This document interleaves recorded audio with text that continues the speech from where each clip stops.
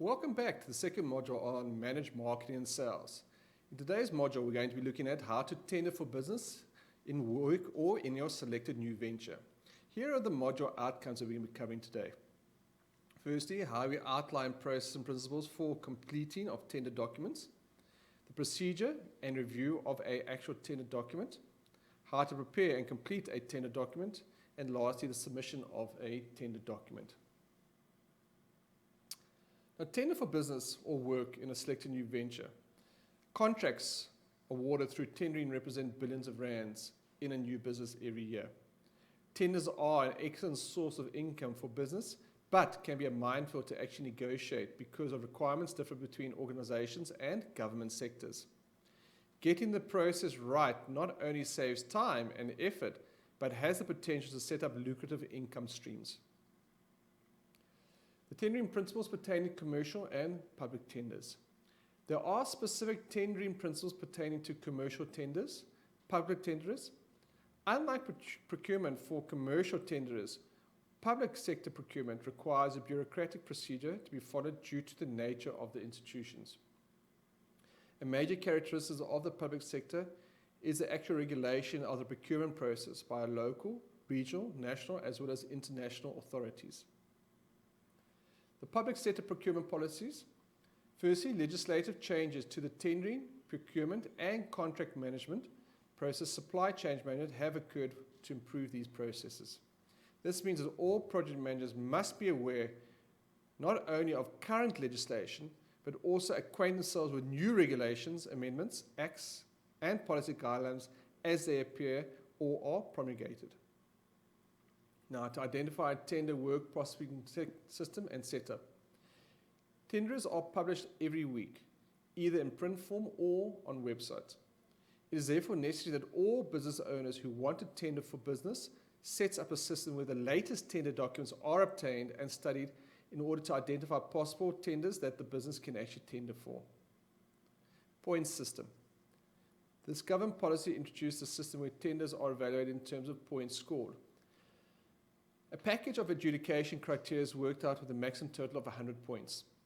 Each bid is evaluated according to the number of points it scores for each criterion, with the highest point scoring bid winning the tender. HDI. The definition of who qualifies as historically disadvantaged individual, or HDI, is very important in order to apply government policies to favor historically disadvantaged persons. An HDI is a South African citizen who is female or has a disability or had no franchise before the national elections in 1994. Let's look at the process to follow when procuring of a new tender document.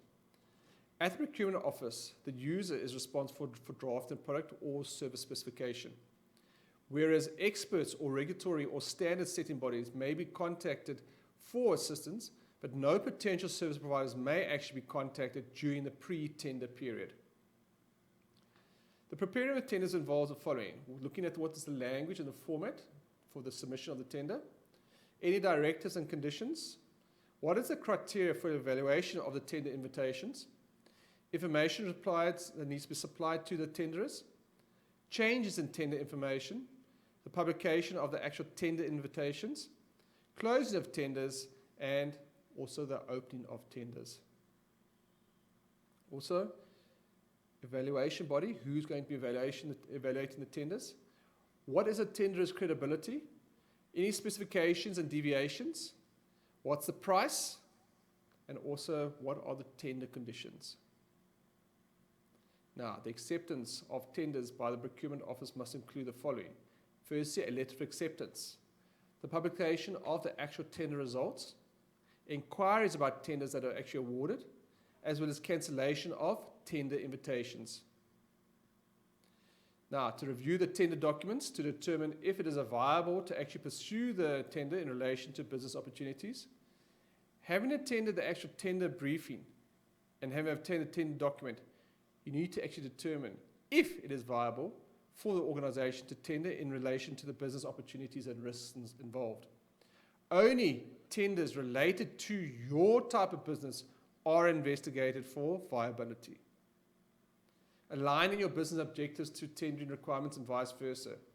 Initially, you should evaluate your situation and decide on the following: whether or not you can actually handle the required workload, whether or not you'll be able to deliver the right quality of goods or services, and whether or not you're in a position to deliver the goods or services within that specified time period. Now, identifying the risks associated with tendering. Here's a list of some of those potential risks that could be associated when responding to requests of quotations or tenders. Firstly, what will constitute a breach of contract and what is the resultant impact? So if you are unable to meet that tender requirements. Delays caused by circumstances, for example, that are outside your control, such as delivery delays that might delay your project completion. Subsequent delays in progress payments. Labor shortages. Weather.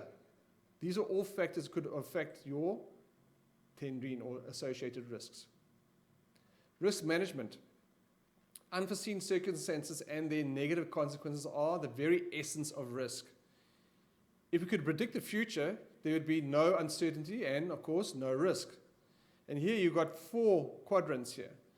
Quadrant A is, as I say, minor consequences, low likelihood, is where risks that can be safely ignored. Or you've got quadrant B, where it falls under the minor consequences but high likelihood. That's where the risks that can be mitigated through simple changes in behavior. Or you've got quadrant C, where it falls under the major consequences but with low likelihood of actually happening. That's where risks that can be mitigated through insurance. Or quadrant D, that falls under major consequences but a high likelihood of actually happening. And that is risks that to actively identify, monitor, and mitigate. Now, to implement the basic risk management procedures when tendering. Risk management involves 6 phases. Firstly, an analysis of the project to identify what are the potential problems, threats, and weaknesses. Assessment of the likelihood of each problem that the threat is occurring and any weaknesses arriving, and what are the consequences. This is the level of, for example, risk. Also deciding whether that level of risk is actually acceptable or not. Selecting treatments for those problems, threats, and weaknesses that also pose unacceptable risk levels and therefore need managing. Implementation of the treatments, as well as the monitoring of the effectiveness of those treatments, as well as the risks assessed as involving acceptable risk levels to make sure that they actually do remain acceptable. Now, we need to also analyze the financial advantages and disadvantages of a tender. Here they give you the following simple questions for you to point you in the right direction. Firstly, do you actually have the capital, or will you be able to access the capital to invest in raw materials and equipment that you may need? Can you deliver by that actual due date? Can you achieve the quality standards required? Do you have the employees, or will you be able to appoint additional competent staff once that tender has been awarded? Is it possible that a small business that you've won can not possible have the capacity to actually adequately meet the tender requirements or actually execute the contract without it should it be awarded? In such circumstances, one can look into the possibility of entering possibly into a joint venture. By combining your forces with an established business, a tenderer may actually be in a position to compete effectively with bigger businesses.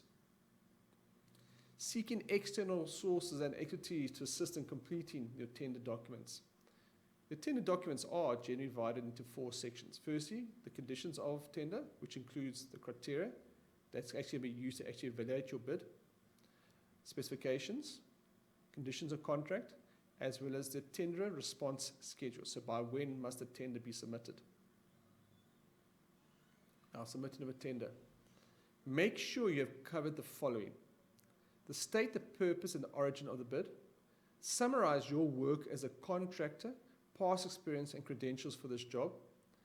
Say how you'll carry out the work and how and when the client's aims will actually be achieved. Explain the benefits and value for money of your bid.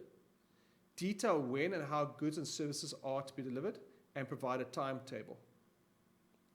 Please complete class activity 4 in your workbook.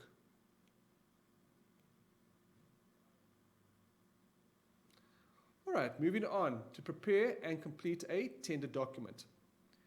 The final phase is for you to actually submit your tender. Within this process, you will also need to scrutinize the document for all the needs before you actually submit it. Extract information from bidders, meetings, and tender documents. It is important that you clearly understand the contents of the tender documents. While at briefing meeting, make sure that you ask the questions so that you will understand the contents of the tender documents as well as the expectations of the client. The information that you will extract from the tender document relates mostly to the tender specifications and deliverables, rules of engagement, submission requirements, as well as documentation, but just to mention a few. Here's a list of the different types of tender requirements that you need to comply with. Firstly, there has to be compliance issues, a registered PTIE or limited company. You have to have minimum of 2 years trading history, BE compliant, as well as being tax compliant.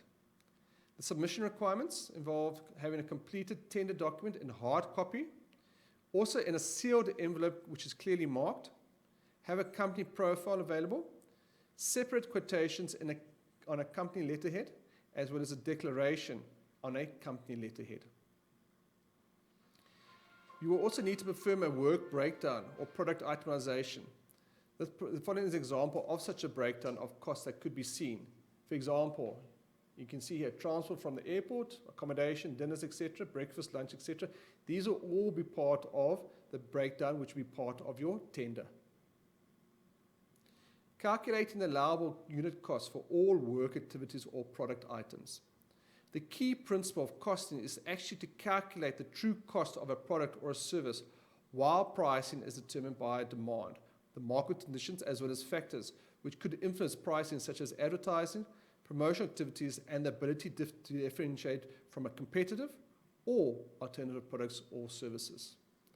Please read pages 95 to 96 in your learner guide to see how to calculate your break-even point. Now, to actually implement the profit markups to produce your selling prices.